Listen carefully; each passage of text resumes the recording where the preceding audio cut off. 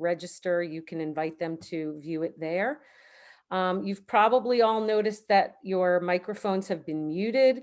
We had originally envisioned this event as more of a community conversation, but with the incredible response and the size of the audience, we've had to make it more like a webinar. We are opening the chat function so you can post questions for our panel as you are listening. And because of the size of our group, other attendees will not see what you post, and there will be no dialogue available in the chat area. So please send your comments directly to me, Amy Barron, in the drop-down menu of the chat. And we'll begin to take questions, we'll begin to ask questions that come in from the audience in about 45 minutes. I also want to draw your attention to 2 donation opportunities, which were in the email that was sent just before the meeting tonight. The first is for the New England Innocence Project, a nonprofit organization that fights to correct and prevent wrongful convictions. The second is for Sean Ellis to further his education. The Needham Diversity Initiative will be facilitating donations received on Sean's behalf, and all donations to NDI between now and Friday, December 18th will be provided directly to Sean's 529 account. We're placing the links to these 2 donation opportunities in the chat. And we will also send the links out in an email after this call. Okay, at this point, it is my great honor to introduce you to our panelists. Stephanie Roberts Hartung is a Needham resident and professor at the Northeastern University School of Law. She serves alongside Sean on the board of the New England Innocence Project. Stephanie's research and scholarship focus on wrongful convictions, mass incarceration, and criminal justice reform. Our special guest this evening is Mr. Sean K. Ellis, the subject of the documentary Trial 4. Sean is a community activist and frequent public speaker on wrongful conviction and criminal justice reform. Way back in the early 1980s, Sean attended Mitchell Elementary School here in Needham, which is the same elementary school my 2 teenage boys attended. I met Sean last year at the Needham Diversity Initiative's annual summit. After a small breakout session, Sean talked at length with me and my then 15-year-old son, Nico. Sean's warmth, candor, intelligence, and sincerity were immediately apparent. He described to us how he had done a lot of his own legal research in prison, and the sensitivity and patience he showed when explaining his situation to Nico was really touching. My family and I watched the series with great personal interest, and we're so honored to have Sean here tonight. So with great pleasure and without further ado, I'd like to introduce Sean Ellis and Stephanie Roberts Hartung. Take it away, Stephanie. Thank you, Amy and Gretchen, and thank you to the Needham Diversity Initiative for hosting this event tonight and for inviting me here to help facilitate this conversation with Sean. And as has been said, Sean has a close connection to the Needham community that dates back to his childhood at Mitchell, Pollard, and then later as a teenager at Needham High. And since his release and subsequent exoneration, Sean has been a frequent visitor and speaker in our community, most recently returning to speak to a group of Pollard middle schoolers last spring. And I know there are many of you here tonight who have had met Sean personally, as Amy described, and have made connections with him at some of these events over the years and have been personally moved by Sean's story. And I think the crowd here tonight is a testament to the impact of how powerful his story is, and especially as told in the Netflix series Trial 4. So I'm going to say a few words about Sean and about the series before turning over to a conversation with Sean. So it's clear that Trial 4 has struck a chord with viewers on so many levels. First, it has shined a light on the inconceivable injustice that Sean suffered at the hands of the fundamentally broken criminal legal system in Massachusetts. The story told in the series is compelling in large part because of the unimaginable strength and character of its main subject, Sean Ellis. As viewers, our natural reaction to his plight is profound disbelief and outrage. Yet amazingly, at the center of the story is Sean himself, who has somehow emerged from this ordeal free of bitterness or anger at any particular person. Instead, Sean's resolve and strength are inspirational. His calm, humility, and grace in the face of bigotry and injustice are at the heart of the series and its impact on viewers. And I do want to take a minute just to acknowledge the fact that Sean has been willing in many ways to relive this profound pain and suffering he endured. And I know that he does so in the interest of exposing the injustice of his case and bringing about change in a broken system. But we should not forget the pain involved in doing so as well. Not many of us are asked to publicly relive the most difficult and challenging experiences of our life over and over again. And so first, I want to thank and acknowledge Sean for his willingness to share with us today. Beyond Sean's personal story, Trial 4 has exposed the broader issue of wrongful convictions in our criminal system and how extraordinarily difficult they are to address and correct. We see in Sean's case the Herculean task of unraveling and correcting his wrongful conviction.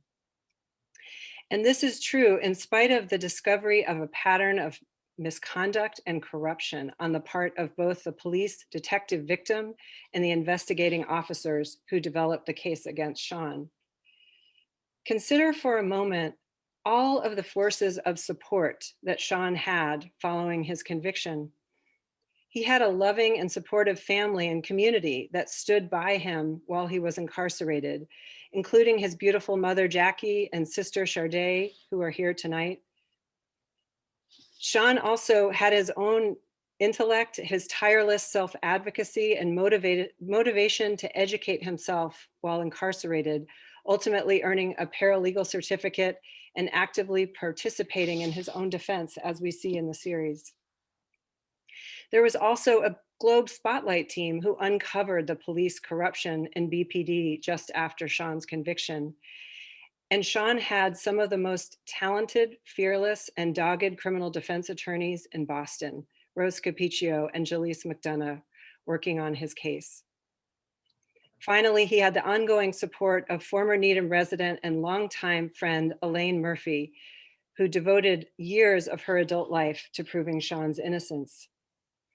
Yet even with all of these supports on his side, it took 2 decades to get Sean's conviction overturned.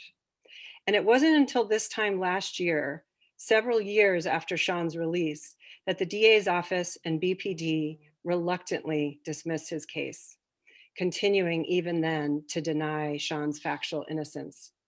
What's shameful is that in spite of this external and indisputable evidence of police misconduct, including tampering with evidence, coercing witnesses, lying and stealing, for years, the Suffolk County DA's office and Boston Police Department refused to look honestly and critically at the case. In fact, when Sean's conviction was first vacated in 2015 in the opening scene of the series with Judge Ball, and Sean was subsequently released, the DA's office appealed the decision to the Supreme Judicial Court, the highest court in Massachusetts. And later, even when the SJC ruled that justice was not done in Sean's case, affirming the lower court's decision, the DA at the time still threatened to retry Sean's case for a 4th time. And it was not until a year ago, on the eve of the tenure of Rachel Rollins, who won the DA election in Suffolk County on a progressive platform and spoke openly about the issues raised in Sean's case, that the DA's office finally dismissed the charges against Sean just weeks before Rollins took office. Sean's story exposes the forces that operate to hold a wrongful conviction in place, especially when it involves a Black man. And Sean's case does not exist in a vacuum. In Boston alone, There have been over 30 proven exonerations, with that number increasing on a monthly basis. The newest Boston exoneration, James Watson, occurred just a few weeks ago. And of these exonerations, 2/3 involve police misconduct among BPD, and nearly 80% of the men exonerated are Black. Sean's story is one of many. And we know that of these 30 plus cases where exonerations have occurred in Boston alone, that these are just the tip of the iceberg. The New England Innocence Project, or NEAP, where Sean and I work together on the Board of Trustees, fields letters, applications, and requests for assistance from incarcerated people maintaining their innocence every week. NEAP has dozens of open cases in various stages of the review, investigation, and litigation process, a process that, as we saw in Trial 4, takes years, if not decades in some cases. When Sean left prison, he joined a community of exonerees, both in the Boston area and nationally, as you saw in the series, who support each other and work to advocate for change in the system. And Sean knows better than anyone that when he was released from prison, he left behind other innocent people serving out their sentences, struggling to find ways to overturn their convictions. NEAP's work is nowhere near done. And I want to acknowledge that one of Sean's attorneys, Jaleese McDonough, is here with us tonight. And I can't help bragging for a minute because Jaleese is one of my former students. So I am particularly proud of her tireless advocacy on Sean's behalf. And also with us tonight is Elaine Murphy, who has been an ardent supporter of Sean over the years and whose role in the case is highlighted in the Trial 4 series. Finally, I think Trial 4 resonates with viewers for another reason as well. The series was released at a critical moment on the heels of an American reckoning with racial injustice and the historic role of policing. In the months since the tragic police killing of George Floyd, there's been a renewed public conversation about structural racism and the need for dramatic police reform. As Sean's story illustrates, the entrenched culture of racism, secrecy, and cover-up in the Boston Police Department is not just a historic relic, but is alive and well today. Although the two lead investigators who developed the case against Sean have been indicted and served time in federal prison for corruption, as we see in the series, there are still members of the BPD brass who maintain that the investigation and prosecution of Sean's case were, quote, as pure as the new snow. And just this week in the Boston Globe, we've seen reports of ongoing cover-ups within BPD and officers who commit repeated criminal acts who are able to retire with no consequences and with their pensions fully intact. And in Massachusetts, a police bill sits on the governor's desk, having emerged after months of closed-door discussions in the face of significant police resistance and with not a single Republican vote in support. As Sean's story reveals, there is an urgent need to address and reform modern policing in meaningful ways. So with that, I want to start the conversation with Sean, the person we all came here to hear from. So Sean, first of all, the Netflix series Trial 4 has been hugely popular since its release. So my first question is, how have you found the series? I know you were followed by film crew for many years. And so how have you enjoyed watching it? And what kind of response have you had from others? And how has it impacted your life? Hi, Stephanie. And I want to say, thank you to everybody who's in attendance. And to get to your question, the series has been extremely hard for me to watch.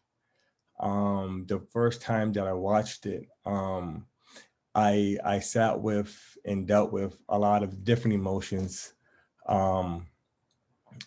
in terms of the pain and the fear that I experienced going through that time. But the outshow of support that I've gotten from all over the world, from areas such as South Africa, Asia, the Netherlands, Switzerland. There's just been an overwhelming show of support. There's been people that have sent me emails that have been in my inbox on social media, just really speaking to the courage that was actually shown, and not accepting a guilty plea for the crime that I didn't commit. There was also, a show of, strength of just believing in myself and pushing forward against what appeared to be, all odds. Thank you, Sean. I think one of the things that's most powerful about the series is that it exposes the pain of your experience at the hands of the criminal system. And even though, as viewers, we feel this sense of outrage and disbelief, we see you, who is this, calm, measured, strong person at the center of it all. And since your release, you've been engaged in an array of activities and reform efforts as a community activist. And I wonder if you could talk a little bit about where you find your strength, your incredible strength. And if you could talk a little bit about some of the projects that you've been involved in since your release. Yes. And before I do, I just want to, say hello to my attorney, Rosemary Scapicio. She's actually present as well. And anytime that her and I are in proximity to one another, I always have to acknowledge her. And so, I just definitely want to say hello to her. But so to speak to the strength, I definitely have a relationship to a higher power. It doesn't matter what somebody calls them, if they call him Jesus Christ, if they call him Jehovah, if they call him Allah. It doesn't matter what terminology that you want to put on the higher power. I definitely have a relationship to a higher power. But one of the things early on that my mom said to me was that she knows that I didn't commit the crime. And me, as a student of the Needham public school system, education was big on my mom's radar. And I remember one of the earlier times that I had called home, and my mom had said to me, she said, "Sean, I don't have the law books here. And if I had the law books here, that I would do what I have to do in order to get you home, because I know that you didn't do what they're saying that you did." But she went on to say that I had the law books where I was at, which was in prison. And she kind of put the responsibility on my shoulders to do what I have to do as far as getting to the library and learn the law, in order to be able to advocate for myself, which is really how I ended up reaching out to Rosemary and Jalise for representation. And what would you have a question, Stephanie?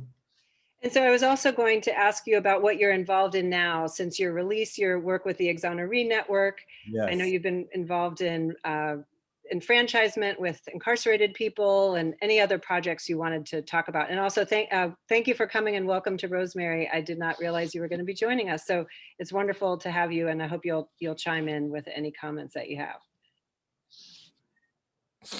Go ahead, Sean. Yeah, so since being home, one of the first things that I did in terms of my judicial advocacy was connected with the New England Innocent Project. And there's organizations called Running for Innocence that's associated with the New England Innocent Project as well. And then I happened to be brought on to the board of trustees as a board member. And being part of the board, I was able to see from the work of the board, as well as from my standpoint as an exoneree, that there was additional work that needed to be done in terms of resources that was extended to exonerees once getting out of prison. And so what myself and a couple of other exonerees did was, begin a conversation with the people at NEEB in terms of developing what we now call the exoneree network. And part of the work of the network is to try to ascertain resources and kind of streamline some of the difficulties that exonerees have getting out of prison. Because in large part, when we're released from prison, the doors just open and we're pushed out or let out and essentially told to survive. Some of the other work that I'm involved in is part of the Ministry of Justice, which falls under the banner of the Nation of Islam. And part of what that work does is to amass the different organizations that are working in silos and try to bring everybody together to have a greater impact in the work being done towards criminal justice and social justice reform. Great. You mentioned, Sean, the particular challenges of exonerees who are released from prison, and even as compared to people who are released who aren't exonerated, who have a series of supports through parole and whatnot. Exonerees have none of that. Can you talk a little bit about just what it's like getting out into the world after being incarcerated for, in your case, more than 2 decades, what that adjustment is like? Yes, well, is my circumstances is they weren't the norm, because I had the support of my family when I came home. My mom, and in particular, my baby sister Sade. But along with them, I had the support of the Murphys. But it's what I've heard from people who have gotten out of prison, and what I've witnessed from people who have gotten out of prison and have little to no support. They have problems in terms of putting money in their pocket, and being able to get very essentials such as hygiene, and while there's the EBT that most exonerees getting out of prison that allows them to get food. They don't have the money to get from point A to point B in terms of going for job interviews, in terms of getting from where they live at to the registry to try to get the license or an ID, or to get to City Hall to get a birth certificate. There's issues involving housing, which was a big issue for me. I think before we was able to figure out where I was going to live at, my family had already raised, with the help of the community, the money that I was released on bail. So I had bail money, but nothing. But where I was going to live was kind of still up in the air, and that was because I had been convicted for 22 years, accused of a crime that I didn't commit, and really nobody wanted to kind of take me into their housing. So we had a housing issue as well that we had to deal with. So what about, Sean, I've seen the particular bond that you share with other exonerees, both in Boston and nationally. And what do you think is the particular support that exonerees derive from each other? So when I see another exoneree, or an exoneree sees me, there's the immediate relation that I can identify with what you've been through. It's like to go from living life on the street to being in handcuffs and incarcerated for any period of any number of days, months, or years. There's a special bond that we all have, and it's just based on the relatability and having come through something more, something greater than just, the typical struggle. So there's a telling moment in the Netflix series when the Charles Stewart case gets discussed, the infamous Boston case where a white man claimed that a Black man had attacked and killed his wife in the early 1990s. And later, police rounded up Black men in Boston, ultimately arrested and charged a man before it was discovered that Charles Stewart himself was responsible for killing his own wife. And police officers in the series are commenting on the case and expressing a kind of, incredulousness or disbelief that this white man could possibly have killed his pregnant wife. Yet these same officers seem to have no trouble believing that you, a young Black teenager with no history of violence, no criminal record, would be capable of and willing to shoot a Boston police detective in an execution style murder for the sole purpose of having a trophy as the gun.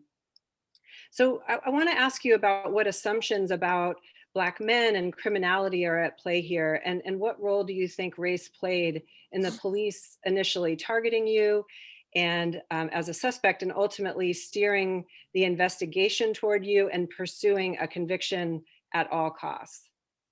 Yeah, so in answering your question, Stephanie, we have to go back. We have to go back to slavery.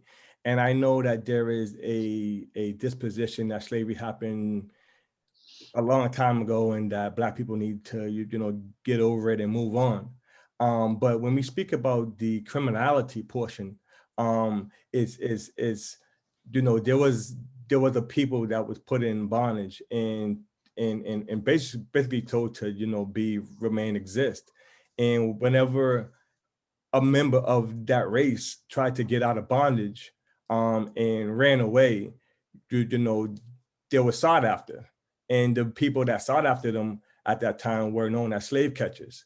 And the evolution of slave catchers evolved into the police, and so the criminality that is associated with Black people have been associated with Black people since the induction of slavery, and that has just continued on throughout the years.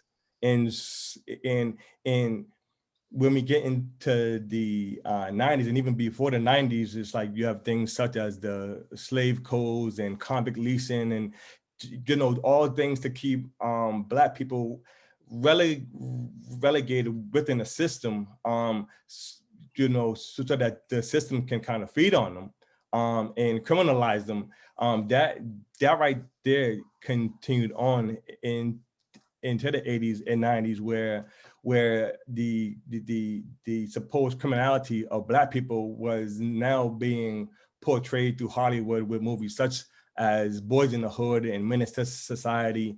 We've seen, as Michelle Alexander speaks about in her book, The New Jim Crow, on the 10 o'clock news at night, we hear about crack cocaine, and right after crack cocaine, we see imageries of Black and brown people. And so the relationship regarding the policing of the Black and brown community didn't just, begin in the 60s and 70s, 80s and 90s.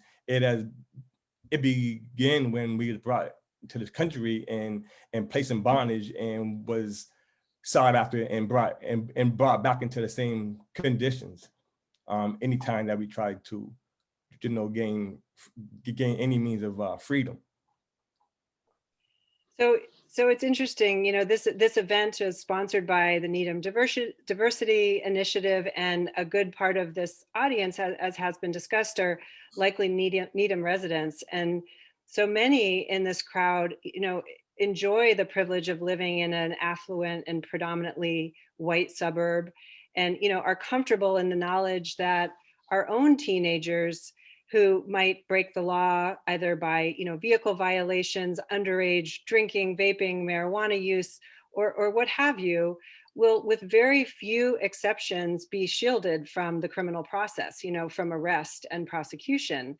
And instead, our children are presumed to be good kids who might have made a mistake or made a bad choice. And it wouldn't be unusual for an affluent Needham resident to get a friendly call from police to have a discussion rather than initiating a prosecution. So by contrast, in over-policed communities like Dorchester, where you partially grew up, not too far from here, Black teenagers and their parents don't enjoy those same privileges. So Sean, I wonder if you could talk a little bit about your experiences of bridging the gap between these two communities and how you experienced policing in each as a Black teenager. Yes. Yeah, my experience in Needham, for for all intents and purposes, allowed me to see the two worlds, the the white or the wealthy world, and the Black or the poverty stricken world. And it's I had the opportunity of hanging out in Needham, not just as a young child, but even into my teenage years. And I attended some parties in Needham, as a high school student, and there was times that things happened at those parties. Guys got into a fight or girls got into a fight, and it was hardly ever a situation where the police was called. But in the rare moments where the police was called, it wasn't like 50 police cars showing up for a little one-on-one fight. It was maybe one or two cruisers showing up, and there was really, in terms of dealing with the problem that they was called for, kind of like a separation of the people with the issues. I can say in no uncertain terms did I ever see anybody that had an altercation when I was going to school in Needham be arrested. That scenario changes when I speak about what's going on in the Black and brown community. Is I've seen people in the Black and brown communities get arrested for having a mere fist fight. And so when we speak about the policing and the policing relationship, one thing that is kind of obvious to me when I look at it is that in the Needham community, the police that are placed in that community look like the people from that community. But now when you come into the inner city, the overwhelming majority of people that police the Black and brown communities in the inner city don't look like the people that they're policing. And so now when we've been socialized into a anti-Black belief, or when we've been socialized into like a Black hysteria, is that heightens or inflames how those communities are policed. So now when you have a one-on-one fight in the Black community, there's 50 police cars that show up, rather than the one or two police cars that show up in the suburban neighborhoods. And so what was the level of trust you had in police as a young Black teenager, especially once you were back going to school in Dorchester after leaving Needham High? Well, I think culturally, within the Black and brown community, and it's not just my take, but culturally, there is a huge lack of distrust between the citizens, within the Black and brown communities, that they have towards the police. But that, I think part of that goes into the psychology of that I spoken about a little while ago, when we look at like the runaway slaves, and we see the wanted poster of the runaway slave. Is there really hasn't been a time that I'm aware of through our history where there's really been a pro-social type of relationship between how the Black and brown communities are policed. You know what I mean? So. Okay, I'm sure this is a topic we'll come back to during the Q&A with the audience. I want to turn to a different topic for the moment. In the Netflix series, there's a moving scene, and I think it's in the last episode when you speak at the Moth Storytelling Hour at the Innocence Network conference. And I was fortunate to be there in person and remember how moving it was. And you eloquently reflect on the many strong women in your life who had such an influence on you. Your beautiful mother, your attorneys, Rose and Jaleese, Elaine Murphy, and I wonder if you could talk a little bit about the influences of these women in your life and the support they provided for you during your incarceration and as you fought to overturn your conviction. Yeah, my mom, and I like to kind of deal with my mom last because the way that I process it, it's like she holds everything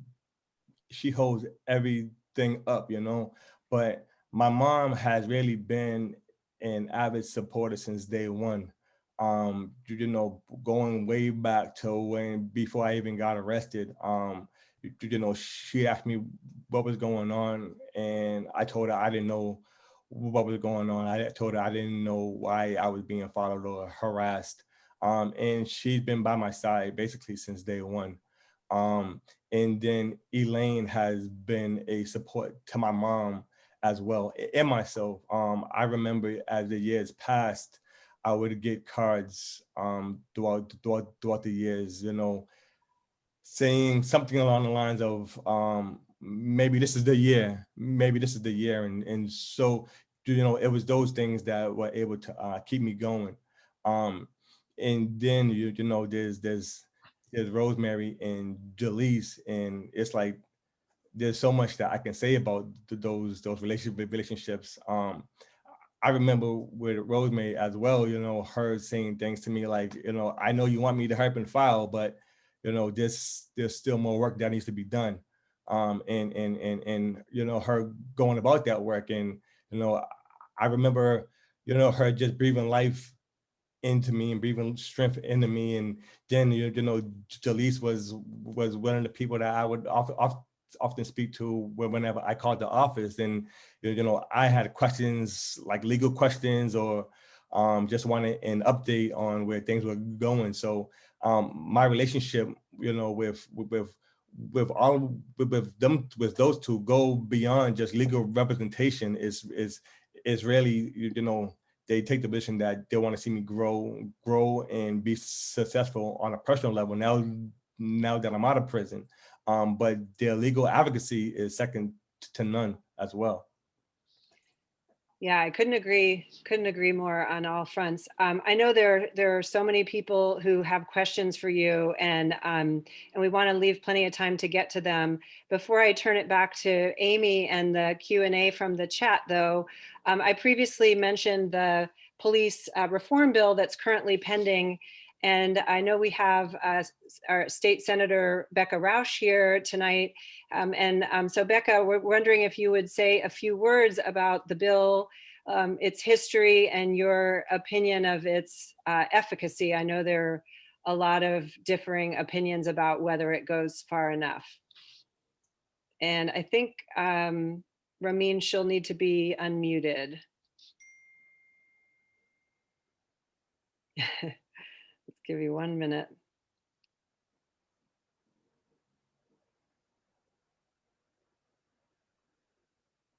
Ramin, are you able to unmute Senator Becca Rausch? Yes, I'm trying to find her in the list. I'm sorry. Okay, I can see her at the top of my screen, but I'm not sure. I will find her shortly. Okay, we'll give her a minute to get unmuted. Sean, do you want to speak about the police reform bill or any other thoughts you have on police reform before we get to Becca? Yeah. Before I get to the police reform bill, some of the things that I've been working on that I think is extremely important is the abolishing of life without parole. That's something that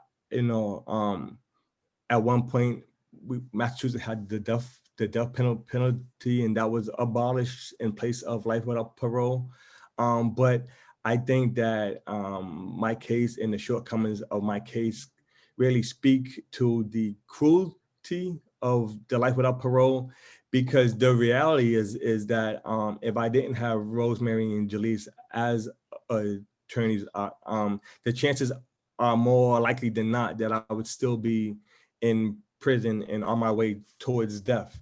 And so not just because the system itself is not infallible, but because there are systemic things that I think we're trying to address in the police bill, which I believe is grossly inadequate and doesn't really cover enough, that we need to be moving towards in abolishing of life without parole, and really in favor of giving somebody a 15 to year life sentence, which doesn't necessarily guarantee their release, but it guarantees the opportunity to see the parole board after a 15-year period.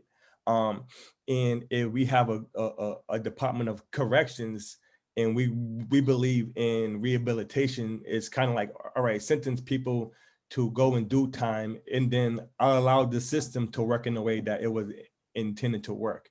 And so, that's some of the stuff that I wanted to touch on, but I see the senator here ready to go. And so.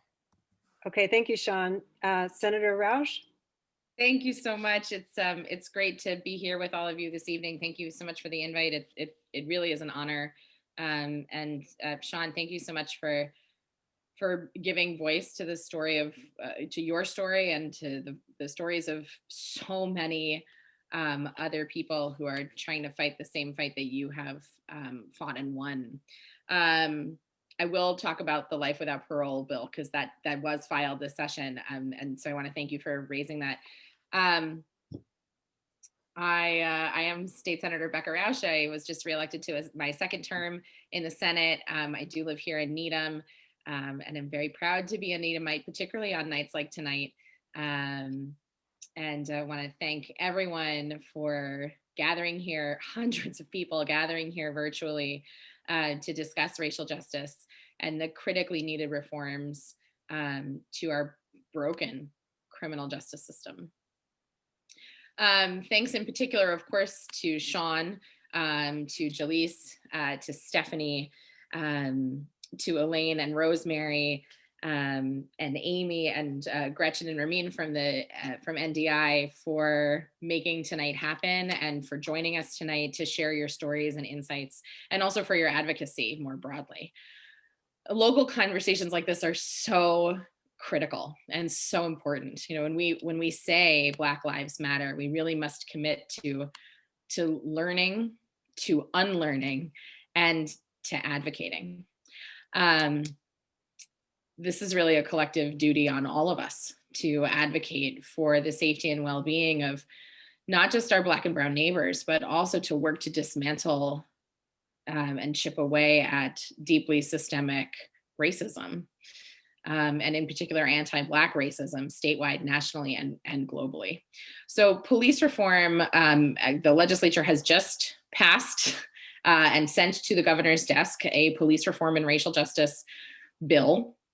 This has been a really crucial year for police reform, because for years before this, this issue has really been untouchable in American politics, including Massachusetts, even though we have this kind of false reputation of being a progressive state. We're not.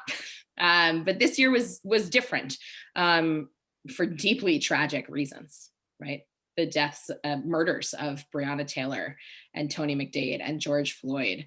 But after those murders, people all across the Commonwealth, including here in Needham, just poured out into the streets in overwhelming numbers to reinvigorate the fight against police brutality and for police accountability within our Commonwealth. So we're now 6 years after the beginning of the BLM movement, and the Massachusetts legislature has finally responded. And the House and the Senate have both passed versions of police reform back in July. The bill then went to something called a conference committee where they try to resolve the differences.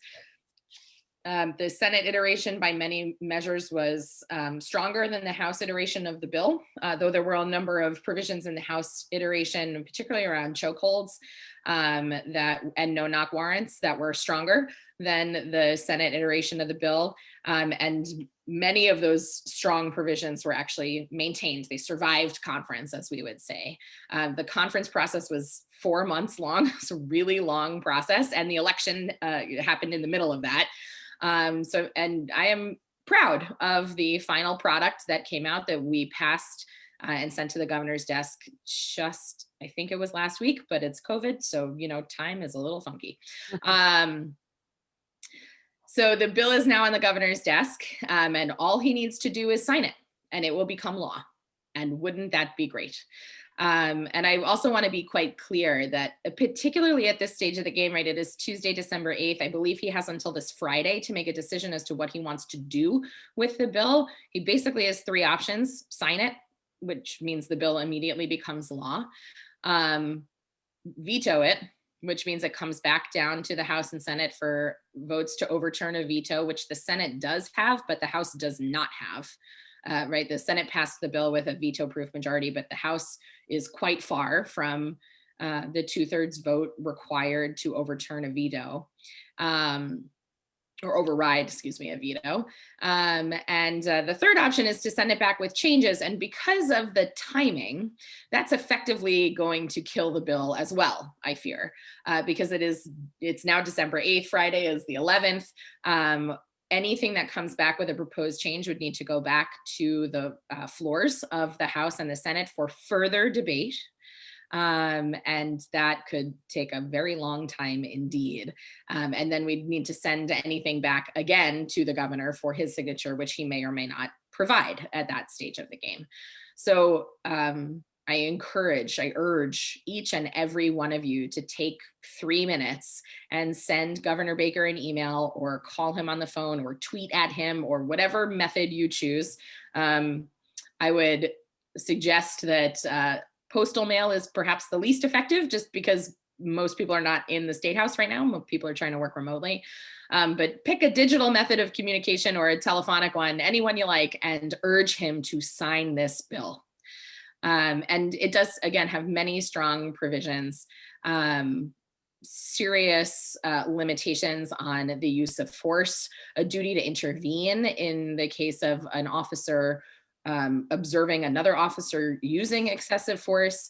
The central tenet of the bill that actually both police and the governor and the legislature have been working for is this police accountability and oversight system. It's often called a POST system, which standardizes the certification requirements and also decertification of bad actors on the force. That POST board here in Massachusetts will be civilian led. There's a 6-3 majority of civilians, right? Non-officers on that board, with the authority and the power to not only investigate allegations of wrongdoing, but also to decertify police officers. And a decertification will prohibit that person from serving on any force in the rest of the state, or even entering the police academy. So that is quite significant, and puts Massachusetts in a position of leadership in the nation. And for anyone who has been decertified, qualified immunity will not apply for that decertified police officer. So is this bill everything that we hope it would be? No, we had really strong qualified immunity provisions to restore the doctrine of qualified immunity to its original intent and stop protecting really egregious cases of misconduct. That did pass in the Senate. By a veto-proof majority that did not survive conference. There was a robust provision in the Senate iteration of the bill that included really significant racial profiling data collection, analysis, and publication. In fact, that's something the Senate has now passed twice, because we also passed it in the hands-free driving bill earlier this term. That also got left on the conference committee cutting room floor. Is that disappointing? Absolutely. Is this I'm bill sorry, still- Becca. I'm sorry to interrupt you. We appreciate all your insights about the bill so much. Thank you for sharing them. I realize we only have about 25 minutes and we have hundreds of questions for Sean. So I want to make sure we get to all of those. But thank you so much for joining us tonight. Amy, I'm going to turn it over to you to field the questions from the chat. Yes, thank you so much. And thank you all for that great conversation. As you can imagine, with so many people, there are quite a few questions have come in. I will do my best to ask as many of them as we can get to. And I wanted to kick it off just by asking, a lot of people are asking, what can we do? Are there things we can do in, obviously, calling or reaching out to the governor of Massachusetts for those of us who live in Massachusetts to support the bill. And we can try to send out more information in a follow-up email about that as well. But Stephanie, Sean, anyone, what are some other things that we can do? So I'll take the first crack at that if you don't mind. Is we often vote elected officials into office, and we typically let them do what they do, and we don't really show much interest into them until either something big happens or they come back up for re-election. And so we heard the senator speak about qualified immunity, and I know that there was some desire to get qualified immunity taken off of the table when it comes to people that work in law enforcement being protected from wrongdoing, like from being protected from being held accountable for wrongdoing.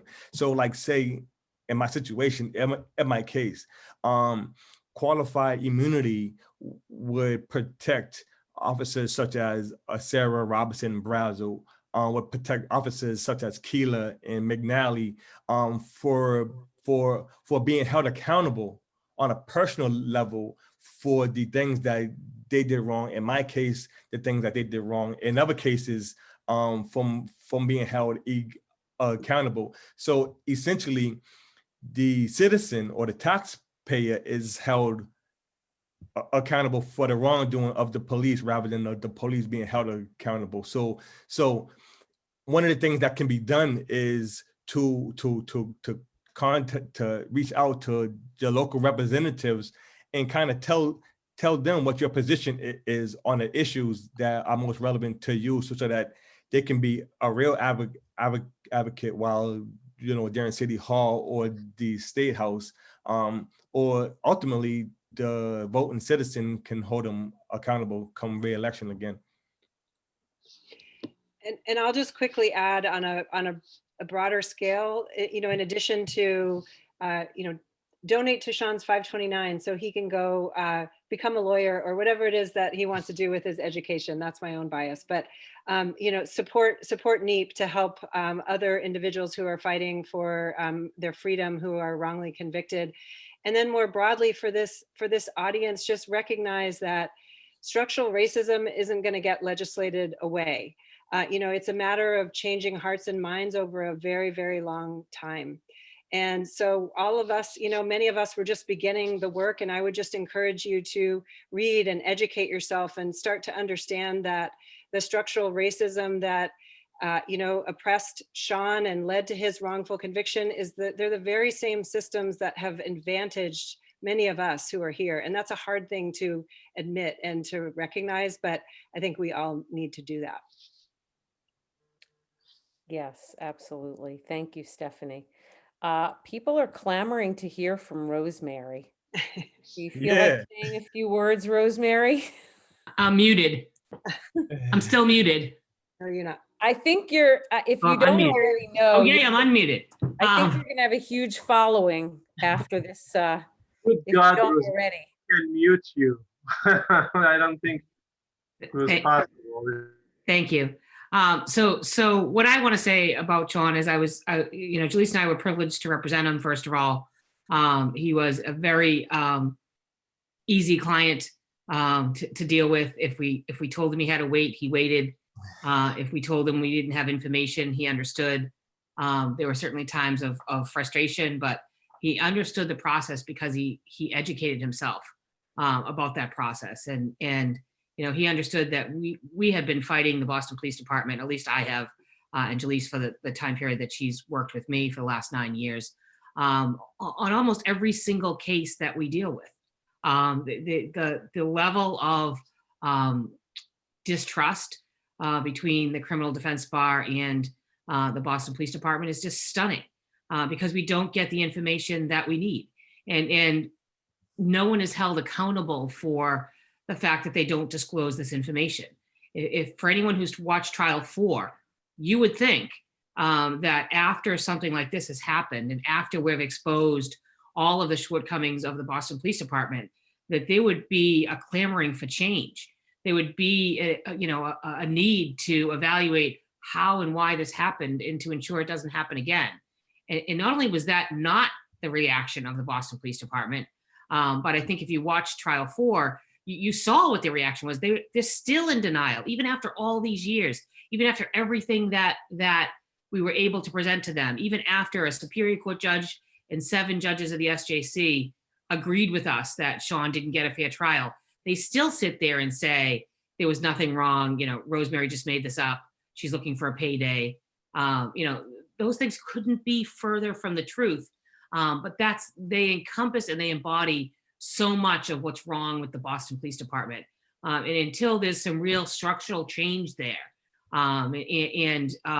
they understand, or at least they begin to understand what the problems were here and how it happened. I mean, they took this 19-year-old kid who had no record, had never been in trouble before in his life, and they turned him into a cop killer. And they did it understanding what was happening.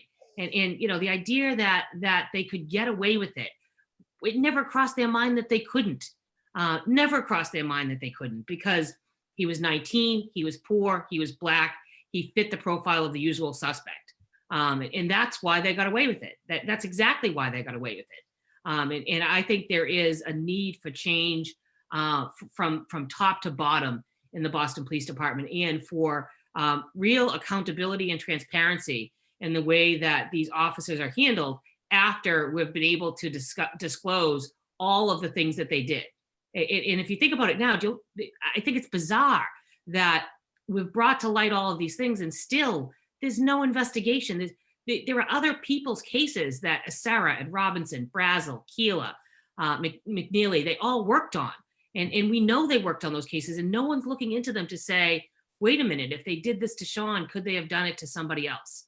And that's, what I think, and Jaleesa thinks is the real tragedy of what's happening here, is that we were hopeful that we would start a conversation and that they would be open to the possibility of change. And instead, they're still in denial. And I think the fact that they're still in denial is a problem of systemic racism. I think that's where it comes from. They put their blinders on and they say, there's nothing wrong with this investigation. It was a great investigation. Anyone who says it was not a great investigation is lying. And it's crazy. It was part of the documentary where, Rachel Rollins had been saying if she took office, she might look into Sean's case and might do something with it. And the reaction of the Boston police was that would be horrible and it'd be crazy for morale and, it would be disastrous. And then a white guy, a white district attorney who happens to be an interim district attorney, ends up dismissing Sean's case and saying he was still guilty. And there wasn't the pandemonium that they had expected when the Black DA was going to dismiss the case. It's so systemic within the Boston Police Department that there needs to be a real house cleaning there, or things are going to keep getting worse. Sean is not the only innocent person who sits in jail right now waiting for someone to try and save him. There are, I think, thousands of Seans sitting out there. If you looked at the way that Keeler, Sarah Robinson, and Brazel set up these people that they thought were drug dealers, and they just, without any qualms at all, put 200 grams of cocaine on this kid who had no involvement in the criminal justice system at all, because he happened to be a brown-skinned kid. And that was the way they did business, and they knew they could get away with it. And they've never, ever been prosecuted for it. They've never been investigated for it. Nobody's ever held them accountable for it. They kidnapped that guy. They dragged him around. They threatened him. They broke into his house, and they walk around free. And here's Sean serving 22 years for a crime he didn't commit. There needs to be accountability. Yes, And absolutely.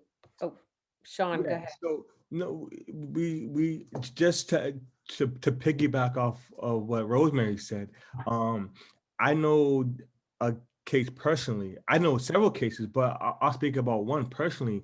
A case of a guy by the name of Ricky McGee, who the detective killer was involved in this case, and there was an affidavit that was submitted by a guy saying that he was going to testify on behalf of Ricky, and he was interrupted and brought into a small room by Detective Keeler and threatened to not testify. And so I just feel as though it was important to bring that into the conversation to kind of to highlight the fact that it isn't just what happened in Sean Ellis's case. What Rosemary is speaking about is in fact an epidemic that nobody's really talking about and nobody's doing anything to address. So in terms of what everyone that's on the Zoom call can do to help, you can support progressive district attorneys. You can support the New England Innocence Project. You can make calls to Commissioner Gross, who thinks this is okay, and say, I demand an investigation. Why isn't anyone investigating? Unless he gets that type of public pressure, and especially from people who are wealthy and have some pull, he's not going to change. I mean, you saw him get on the news report in Sean's case and say, we know he did it, we just can't prove it. And that was, just such a slap in the face to everything we had accomplished as far as Sean is concerned. And no one questioned him. No one said, what do you mean you think he did it? Based on what you think he did it? And he just made the statement and walked away like, please pass the butter. But I think if people start pressuring him to investigate these cops, start pressuring him to really look into why it is that they aren't being in any way disciplined for not just breaking the rules of being a police officer, but they're actually conducting criminal activity and not being prosecuted and being protected instead by the commissioner of the police department, who says we're all in this together and we stand by this thin blue line, and as far as we're concerned, Sean got away with murder, and that's just bullshit. So a question has come in about the history of the police being embedded in slavery and segregation. And the question is for you, Sean, about whether you think the ultimate goal of reform should be total defunding and abolition of the police.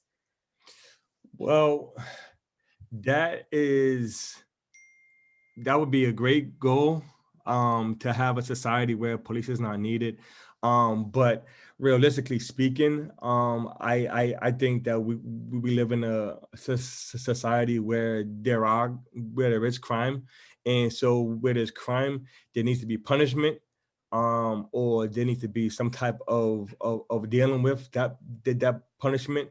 But I think what the issue is, and what the hope for me is to re-envision how the criminal justice system works, and so where the criminal justice system is not enacting repeated trauma. When I was incarcerated, I was part of a youth counseling program called Second Thoughts. And what we did was dealt with misguided youth and kind of position ourselves as a crystal ball to, if they make the wrong decisions, what could happen. If they have wrong associations, what could happen. Just what happens when you enter the criminal justice system. And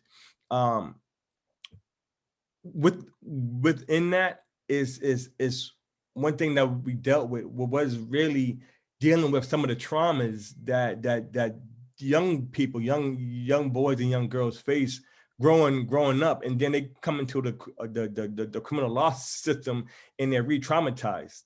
And so it's we need a system that kind of deals with, you know, antisocial behavior, but doesn't promulgate the traumas that come as a result of one's dealing with the system itself. Right. And what you're talking about is, I've often heard described as restorative justice. Yes, that's definitely one model. Yeah. And you talked about that, I know, in the last episode of the series. You were talking around the topic of restorative justice, and the idea of punitive justice is not the answer. Correct. And I want to speak to the defunding portion too, if you will. When we hear defunding the police, it isn't a matter of making police in their work irrelevant. But at least in the Black and brown community, is there is nothing to really see kind of tactical units riding up Blue Lab going to a residence in Dorchester with military grade tactical equipment. And so what is the real need for that on a day-to-day basis when it comes to policing? And why is it that type of policing more prevalent in Black and brown communities than it is in white communities? And so when we speak about defunding, it is a reallocation of funds towards more social institutions within those communities that kind of help kind of level the playing field, if you will, not necessarily just taking away funding from the police altogether and just making them inadequate to do what we pay them to do, which is not hide evidence, which is not to falsely imprison, which is not to abuse their authority and all that. Yeah.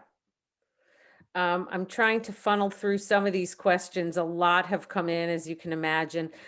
Did any part of the press or the media play a constructive role in your and your attorney's success? Is that to me? That could be to you, could be to either of your attorneys. Yeah. Whoever wants to take that. Did the Elise, you want to take that one? Got to unmute you.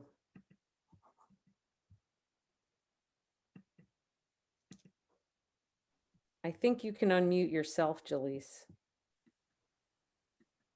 No.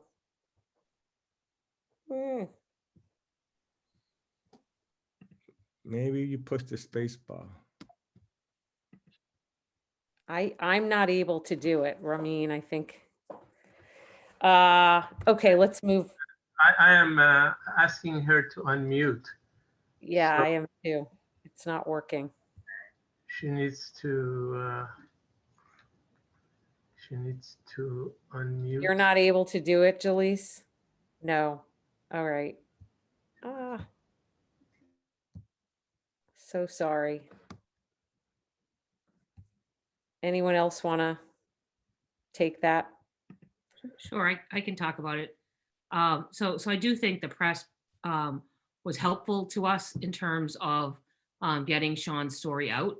I think it was helpful to us to have media coverage of what was happening in Sean's case, because I think it sheds light on a subject that was previously done behind closed doors. So I think that the media is important in these types of cases. It's sort of a double-edged sword. Some judges would prefer that the media not be present because it makes things a little bit more difficult in the courtroom. And other judges welcome the media with open arms. And so Judge Ball was somebody who was very respectful of the media. Judge Roach was somebody who was very respectful of the media.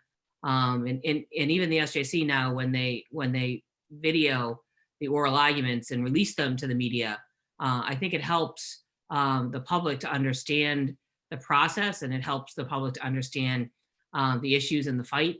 And that's, education, of the public and education of the case, I think is always a helpful thing to get more support. Yeah. Thank you. We have a question from someone who is a Needham High School graduate of 2010 and is currently a therapist and clinical social worker inside the San Quentin State Prison, and is proud to have gone to Mitchell Elementary School as well, and is curious to know if there were any social workers or psychologists inside the prison that were able to provide psychological support, anyone you felt like was on your side. Sean, that's for you. Oh, Sean's You're muted on- now. okay. Yes. So to answer that question, there's a culture in prison where it's really the prisoner feels by himself, by his or herself. There are social workers and psychologists that are in prison, but what tends to happen is that you go to talk to a social worker or a psychologist, and next thing you know, what you share with them is being talked about within the prison population, or within the correctional staff. And so that just creates the environment where nobody trusts the people that's supposed to be there to kind of help you along in a healthy space. Yeah. We have questions about your desire to pursue reparations or income from the Netflix series and any other financial compensation that you're able to pursue at this point. People are interested in that. Yeah, so we have not, when I say we, like my attorneys and I have not pursued any type of civil litigation against the Boston Police Department or the city of Boston. I do work a 40-hour-a-week job, making maybe just barely over minimum wage, I think it is. And so I'm doing what I can to try to put my life together in a meaningful way. One of the things that Rosemary has told me repeatedly, as well as Mr. Murphy, is that education is the way out. And so that's why it's so important for me to continue my education and try to advance myself. But it's funny because what I was thinking about earlier was like, if I had remained free for all this time, I would be earning a hell of a lot more than what I'm earning now, and so that's the unfortunate piece. But onward and upward. So one of the drawbacks to filing a civil suit against the city of Boston and against the Boston Police Department is that you then become a target again by them. And there's not a lot that you can do about that. And Sean works within the city of Boston. And so it's a choice that he and his family have to make as to whether or not they want to go down that road. It's a scary thing. I represented another individual who happened to be a kid, an inner city kid who went away for 15 years for a crime he didn't commit, Sean Drumgold. And when he chose to sue the city of Boston, he was arrested 5 times while the suit was pending. And they were all, cases where they claimed he had drugs on him. 2 of the cases we had to try to not guilty verdicts. But there was one case where, because he was arrested so close together, that he ended up spending 30 days in jail on the other side of the bars again. And that, to Sean, scares him to death, the idea of ever being on the other side of those bars again. So it's not that he doesn't want to pursue them. It's that it's a big step for him and his family because he is in harm's way, because they will target him. Because if they can find a way to arrest him, they can say, see, he didn't do this crime, but he's still out there doing crimes, and look at what he's doing. And you don't have the power to stop them from that type of behavior. And it's a scary thing. It's a scary thing to put yourself through. and it's a risk that you and your family have to be willing to take.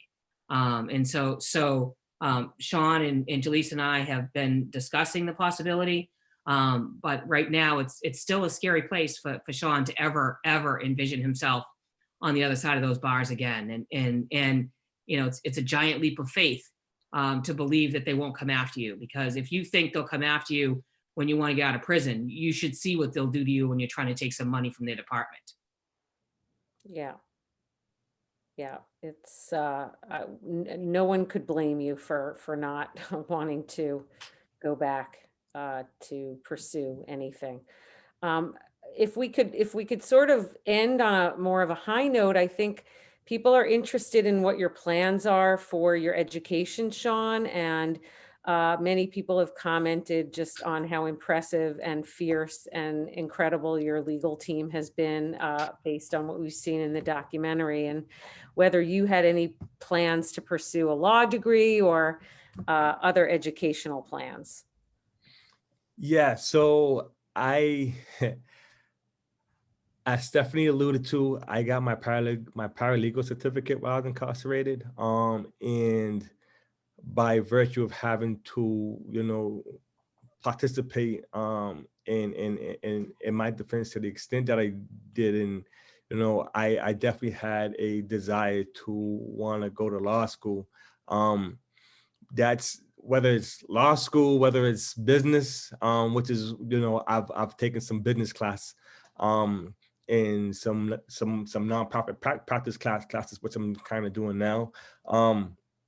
You know, I'm kind of still up in the air, but I do know, and know in certain terms that I definitely want to further my education, and kind of round myself out in that kind of way. And so, you know, I won't rule out law school at this point. I remember having a conversation with Rosemary, asking her, you know, when I graduate, you know, can I get a job in the office? Yes. You know, which would be an amazing story, man. Absolutely. But, yeah. Absolutely. So I'm seeing Scapiccio and Ellis. well, McDonough, Capiccio, McDonough, and Ellis. Of course, McDonough, who I so apologize. I'm not sure what happened with your mute button there, but we certainly want to hear from all of you. So I do want to be respectful of people's time. It is 9 o'clock, and I want to thank you all so much for this amazing conversation and for being here. And thank you all, those of you who have already donated during this call. We appreciate it. I'm going to share the screen after I say goodbye with the donation information again, and we will also be sending that out in an email following up on this meeting. So once again, thank you to everyone, our panelists, my Needham Diversity Initiative colleagues, and everyone who is able to attend tonight. And I think on behalf of everyone, I can say, Sean, you are amazing, and we all wish you the best of luck in whatever you decide to pursue going forward. Thank you. Thank you.